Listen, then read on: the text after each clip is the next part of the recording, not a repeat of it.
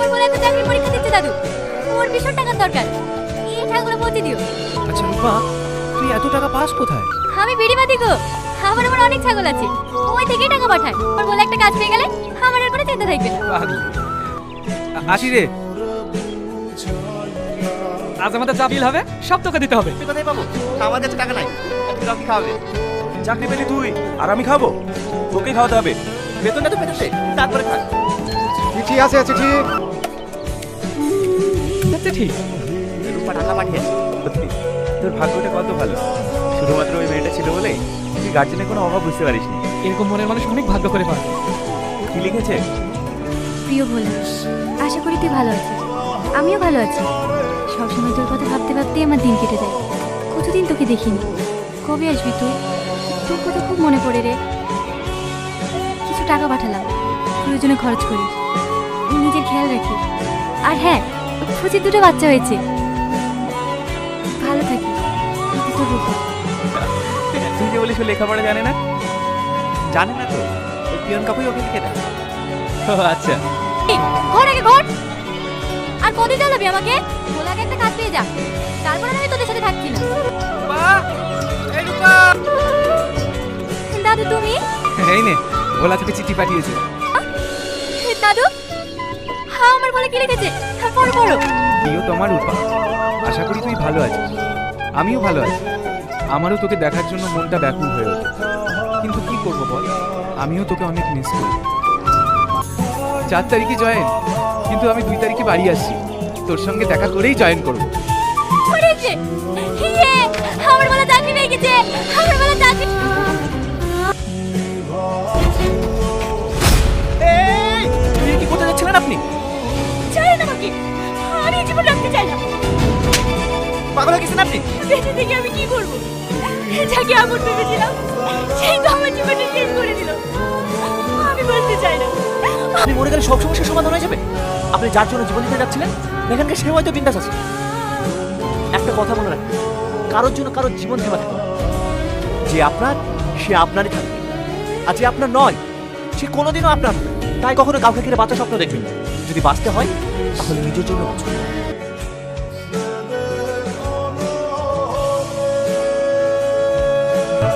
আরে একটা গেলে কিছু হবে না। এই রূপা, তুই তাড়াতাড়ি বাড়ি চ, তোর মা মারা গেছে।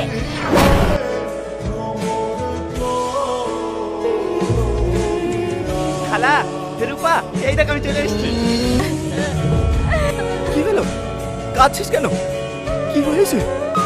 মা মারা গেছে।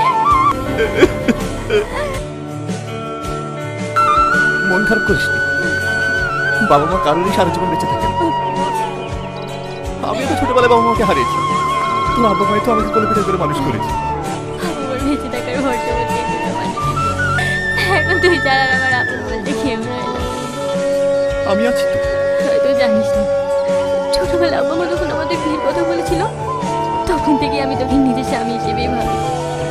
আমার একমাত্র ঠিকানাই তুই, আমার হাসি তুই, আমার খুশি তুই, আমার সুখ তুই, আমার শান্তি তুই। এমন একটা মানুষ যাকে যারা আমার জীবনের কোনো মূল্য নেই। আমি তোর ঋণ কোনোদিন শোধ করতে পারবো না। আজ আমি যা কিছু হয়েছি, সবই তো তোর জন্য। তোর কাছে আমার একটাই অনুরোধ, তুই যেন আমাকে কখনো ছেড়ে দিস না, তাহলে হয়তো আমি মরেই যাব। সব ভালো তো? আজ তোকে খুব সুন্দর দেখাচ্ছি। মনে হচ্ছে আমরা অনেকদিন পর সে আগের নেহাকে ফিরে পেয়েছি। কিন্তু আজই তোর আগের নেহাকে ফিরে পেয়েছিস, সেটা একটা ছেলের জন্য। কে সে জানি না। ও ফেরেশতার মতো এসে আমার সমস্ত ভুলগুলোকে ভাঙিয়ে দিয়েছে। তাহলে তো আমাদেরকে ওই ছেলেটাকে অনেক ধন্যবাদ জানানোর দরকার। তাকে নিউজটা ওয়েট ওয়েট ওয়েট, হ্যাঁ তখন তোদের সামনে যার কথা বলছিলাম, এই তো সে। তোরা এনজয় কর, আমি আসছি। আপনি এখানে? আমি এই কোম্পানির নিউ এমপ্লয়। আপনি এখানে? আমি তো এই কোম্পানির মালিকের মেয়ে। সরি ম্যাম, চিনতে পারেন? No ma'am, call me Neha. সবুজ। আপনাকে অনেক ধন্যবাদ কেন? আমার প্রাণ বাঁচানোর জন্য। আজ আমি বেঁচে আছি শুধু আপনার জন্য। আরে না না। নেহা, হ্যাঁ ড্যাডি। আজকের এই শুভ সন্ধ্যার পার্টি যে কারণে রাখা হয়েছে সেটা হলো আর্গেন কোম্পানির সমস্ত ম্যানেজিং দায়িত্ব আমার একমাত্র মেয়ে নেহার উপর ছেড়ে দিচ্ছি। Congratulation ma'am. Thank you. আমাদের কটা প্রজেক্ট পেন্ডিং আছে? সব কোম্পানির প্রজেক্টই রেডি আছে, শুধুমাত্র মালহোত্রা গ্রুপ অ্যান্ড কোম্পানির প্রজেক্টই পেন্ডিং আছে। ওরা আমাদের সঙ্গে কাজ করতে আর চাইছে না। যদি বড় বড় কোম্পানি আমাদের সাথে কাজ করতে না চায় তাহলে আমাদের কোম্পানি ডেভেলপ হবে কি করে? চাইছে না বললে তো হবে না, যা করে হোক তাদেরকে রাজি করাতে হবে, বিকজ এই প্রজেক্টটা আমার চাই। Coming ma'am. Yes coming. ওর প্রতি কোনো রকম ভরসা পাচ্ছে না। ম্যাম আমি একবার কথা বলে দেখবো। দুদিন জয়েন করা হলো না, নিজেকে বড় ভুল ভাবতে শুরু করেছো নাকি? যে কাজ আমি পারিনি সে কাজ তুমি করে দেখাবে। এরপরে জয়েন করছে সেটা মেন বিষয় না। মেন বিষয় হচ্ছে সেই কোম্পানি আমাদের সঙ্গে কেন কাজ করতে চাচ্ছে না সেটা দেখতে হবে আগে। তো কোম্পানি তাকে কোনো প্রফিট দেখাতে পারছে না, তাহলে আমাদের আগে কি করতে হবে? আমাদের কোম্পানির সাথে সাথে সেই কোম্পানিকে প্রফিট দেখাতে হবে, তারা আমাদের কোম্পানির প্রতি ভরসা পাবে এবং কাজ দেবে। এক্সিলেন্ট, একদম ঠিক বলেছো। তাহলে বিষয়টা তুমিই দেখো। Okay ma'am. আমার তো কোনো চিঠি পাঠাইনি। আরে পাঠাইনি রে, আমাকে চিঠি পাঠালে তোকে দেবো না? দেখ, তোকে আগেও বলেছি এখনো বলছি, ও চাকরি পেয়েছে, ও হয়তো বদলে গেছে। এই এমন কথা বলো না দাদু, ও ছাড়া আমার কেউ নাই। আমার ভুলে বদলাতে পারে না। দাদু তুমি আমার একটা কথা রাখবা, তুমি একবার আমাকে ভোলার কাছে নিয়ে যাবা। কাজ আছে। রাত হচ্ছে দাদু, তুমি আমাকে একবার নিয়ে চলো, আমি শুধু দেখতে চাই আমার ভোলা বলতে। আচ্ছা ঠিক আছে, কাঁদিস নি। দাদা এই বাড়িতে ভোলা থাকে? কে ভোলা? কোন ভোলা? এখানে কোনো ভোলা টোলা থাকে না, যাও এখান থেকে। আসে এই তো আমার ভোলা। তুমি এখানে? দাদু আমাকে এখানে নিয়ে আসলো। তোকে কিন্তু একদম সাহেবের মতো লাগছে। কি হচ্ছে এসব? সবুজ এটা কে? এদিকে যা, পরে কথা বলবো। এই দাদু লেগে লাউডে এসেছি। চলো সবুজ।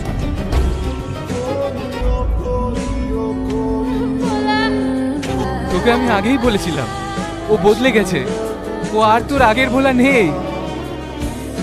তোকে যারা নিশ্চয় হয়ে যাবো দাদু, ও যারা এই পৃথিবীতে আমার আপন, কেউ নেই দাদু।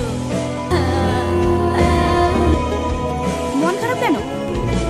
ওই গাইয়া মেয়েটার কথা ভাবছো? ম্যাডাম আপনাকে একটা কথা বলতে পারি? আমি ওকে ভালোবাসি। আমাদের অনেক ছোট থেকে বিয়ে ঠিক হয়ে আছে। ওকে ওখানে এভাবে অপমান করা কি ঠিক হয়? এসব তুমি কি বলছো? তুমি একটা শিক্ষিত স্মার্ট ছেলে, ও তোমার সঙ্গে কোন দেখতে যায়? আর যদি যা কিছু হয়েছে সবই ওর জন্য। যেদিন আমি তোমাকে প্রথম দেখেছি আমার অতীত বলে সেদিন থেকে আমি তোমার প্রেমে পড়ে গেছি। তোমার চলাফেরা, তোমার কথা বলা, তোমার ব্যবহার সবকিছু আমাকে মুগ্ধ করেছে। বলছেন ম্যাডাম, আমি আপনার বিষয়ে এসব কিছু ভাবি না। আর তাছাড়া আমি রূপাকে ভালোবাসি, ওকে আমি ঠকাতে পারবো না।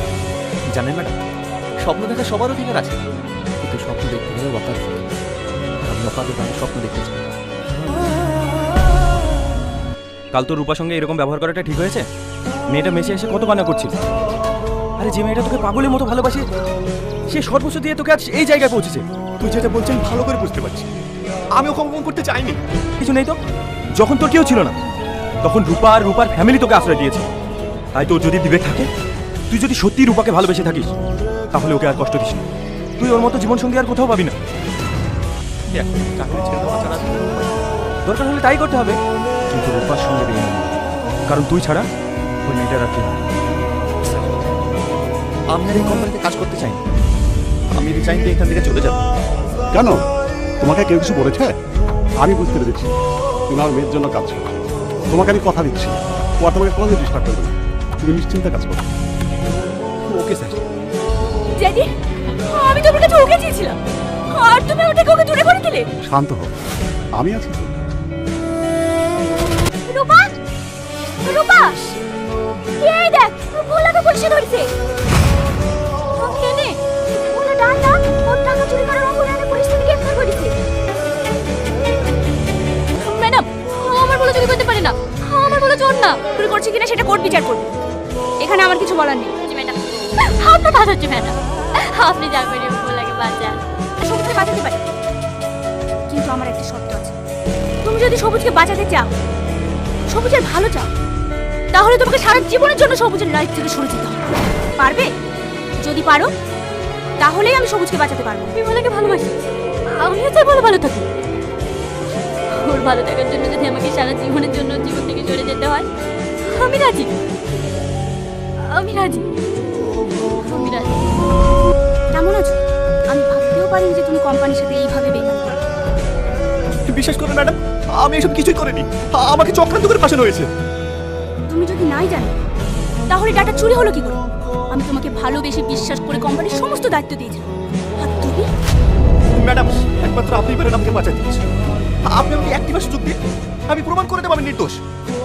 আমি তোমাকে বাঁচাতে পারি, কিন্তু আমার একটা শর্ত আছে। তোমাকে সারা জীবনের জন্য আমার হয়ে থাকতে হবে। আমি আপনার শর্টে রাজি। তুমি যে আমাকে সবুজকে এইভাবে পাইয়ে দেবে আমি ভাবতেই পারিনি। I love you so much. আরে রকি, এখন তো সেই ব্যাপার, মিস্টার শ্বশুর বাড়িতে আশ্রয় নিয়েছে। মানে সামনে সপ্তাহে বিয়ে, তাই একটু কেনাকাটা করতে এসেছি। হ্যাঁ, ম্যানেজারের মুখে সব কথা শুনে এখানে আসলাম। তাহলে বড়লোক শ্বশুর পেয়ে অসহায় মেয়েটাকে ভুলে গেলি?